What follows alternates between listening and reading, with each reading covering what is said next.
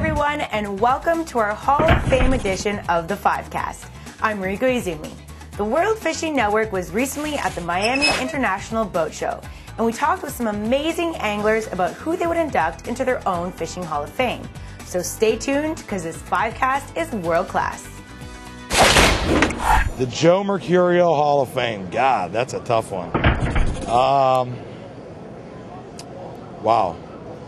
You know, that I don't know. I'm going to say Ted Williams, because he affected me personally. Number one, I worked for the Boston Red Sox for 4 years. I'm a Red Sox fan. But Ted Williams was kind of like the real American guy. He was a great ball player, consummate sportsman, and he did a lot for fishing. He did a lot for preservation. He did a lot for conservation.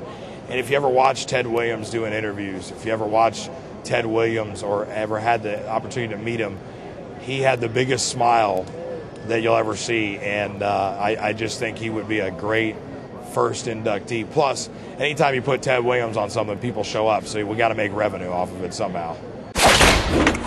I don't know. There's so many great fishermen out there. I mean, you got your Flip Pallots, your Lefty Crays, you know, Rick Murphy. There's a lot of great fishermen out there. It would be very hard, but I would have to say Flip Pallot and Lefty Cray would be my top two saltwater guides, and then probably Orlando Wilson, Bill Dance, and Virgil Ward as freshwater guys. Those three. Those would be my top picks. I think Marsha Bierman.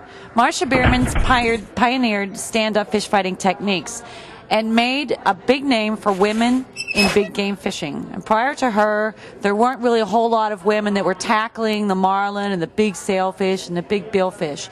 And she has been happy to share her stand-up fish fighting techniques with lots of other women, and showing how your body stance and your balance can be your strength between yourself and the fish.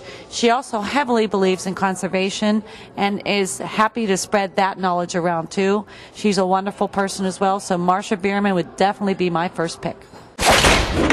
The Florida Guides Association at the end of this month, February, will be presenting an award to Ron Taylor with the Fish and Wildlife Research Institute.